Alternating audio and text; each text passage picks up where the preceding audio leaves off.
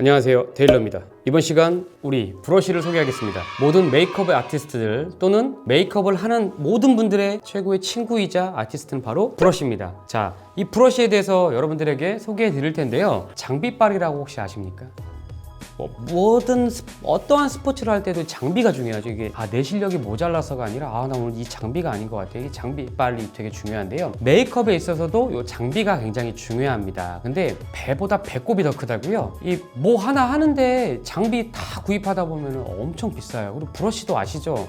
물론 저렴한 브러쉬들도 있겠지만 또 이렇게 저렴한 브러쉬 쓰다 보면은 또 사람이 굉장히 많은 여성분들이 욕심이 점점 퀄리티가 올라가요. 그렇죠? 브러쉬가 많다고 해서 물론 좋기도 하겠죠. 근데 그것보다는 적재적소에 잘 맞게 그리고 조금 간소화시켜도요 충분히 아름다운 메이크업이 나올 수 있습니다. 자, 저는 오늘 이렇게 브러쉬를 몇 개를 준비했어요. 하나, 둘, 셋, 넷, 다섯, 여섯 개인데 자, 줄일게요. 왜? 파운데이션 브러쉬를 두 가지를 준비를 했거든요. 이렇게.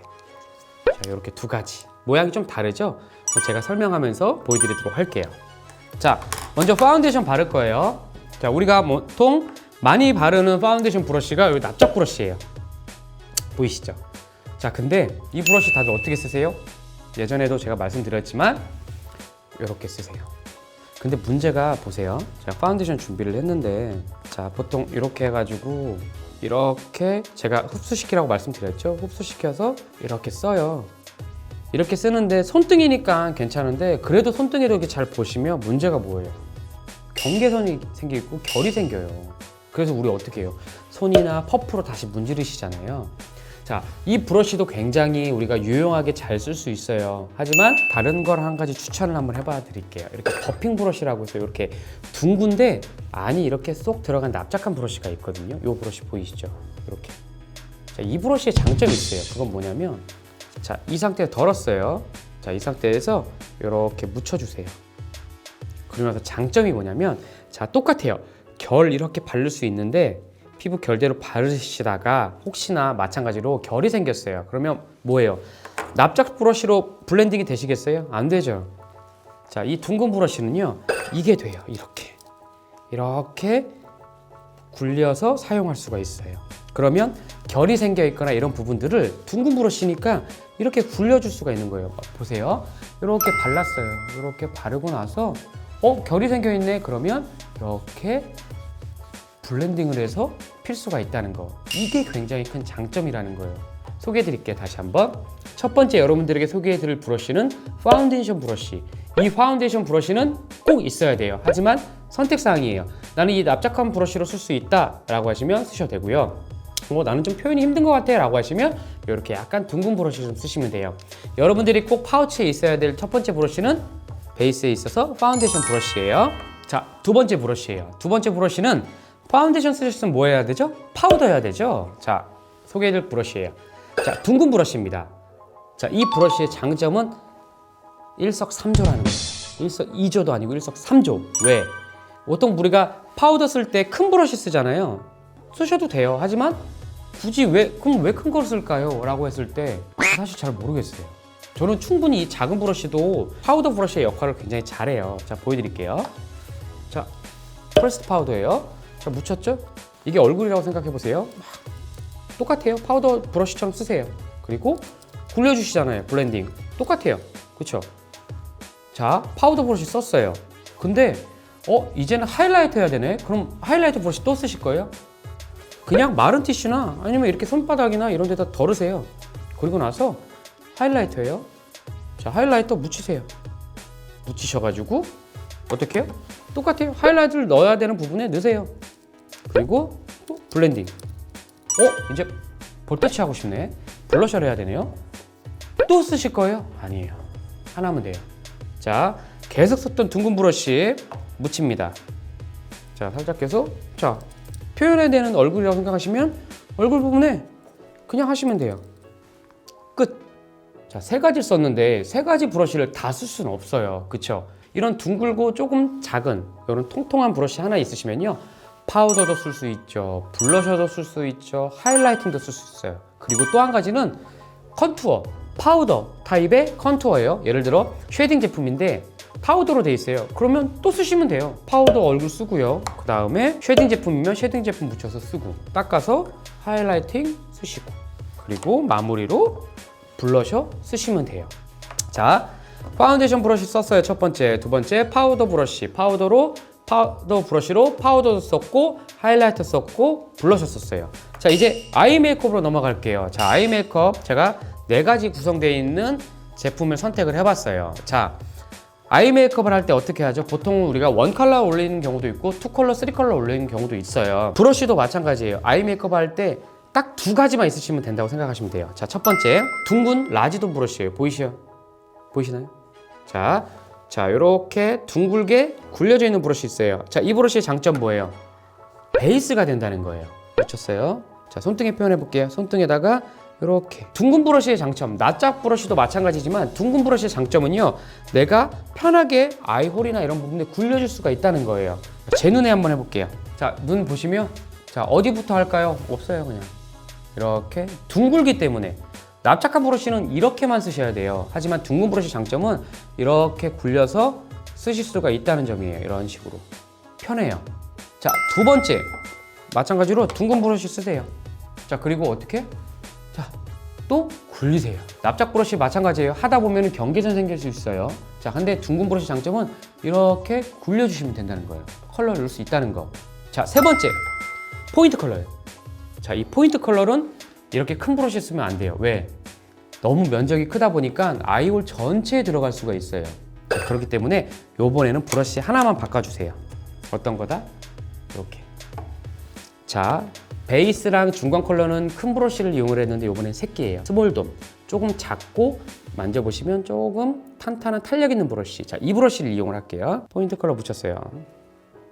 자, 그리고 나서 눈에 표현해 볼게요.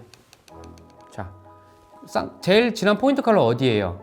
아이홀 전체가 아니죠? 쌍꺼풀 라인에 가볍게 들어가는 거예요. 그래서 자, 작은 둥근 브러쉬이기 때문에 쌍꺼풀 라인에 들어갈 수도 있고요. 그리고 둥글기 때문에 굴려줄 수도 있어요.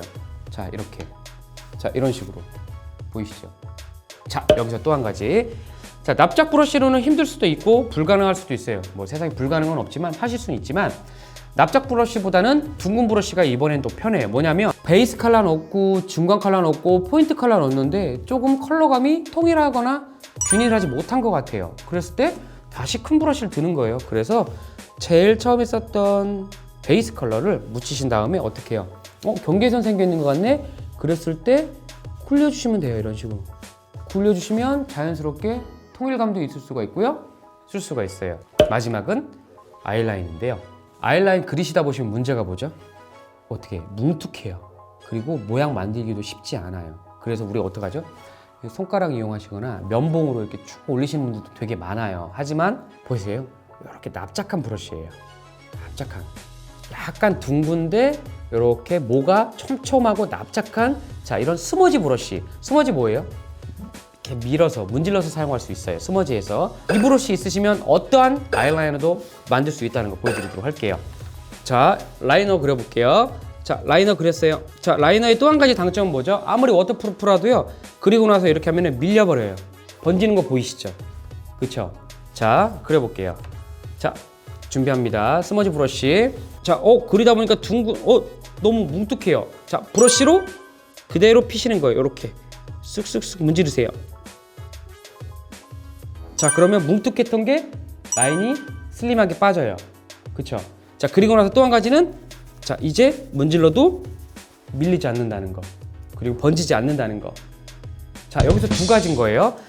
자, 우리가 라이너 그릴 때 그려요. 근데 항상 끝은 샤프해야 되잖아요. 그랬을 때 브러쉬 이용해서 끝만 스머지해서 펴주시고 앞쪽 부분 연결해서 스머지 해주시면 이거 보셨던 것처럼 밀리거나 또는 번지거나 아니면 끝이 뭉툭하거나 이렇게 만지 않는다는 거죠. 자, 이제 마지막인데요.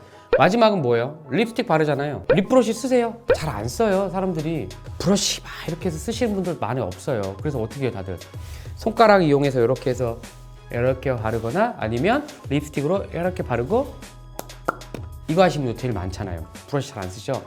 저도 안 쓰셔도 돼요. 하지만 정교한 풀라인의 립스틱은 립 브러쉬가 있어야 되지만 우리는 요즘 풀라인 안 바르잖아요. 풀커버를 안 바르기 때문에 그냥 립 브러쉬는 생략을 할게요. 그리고 나서 마지막이에요. 아티스트들의 친구이자 여러분들의 파우치에 꼭 있어야 되는 친구들 뭐예요? 보이시죠? 면봉, 큐팁스 요게 있으셔야 됩니다. 이거는 언제 어느 때고 섀도우든 뭐 베이스든 아니면 립이든 다 적재적소에 사용할 수 있는 가장 완벽한 만능 맥가이버 같은 존재이기 때문에 이 면봉 같은 경우는 여러분들 파우치에 꼭 있어야 되는 가장 중요한 제품이기도 합니다. 면봉까지 보여드렸고요. 마지막 한 가지만 더 보여드릴게요. 제가 처음에 아까 보여드렸죠.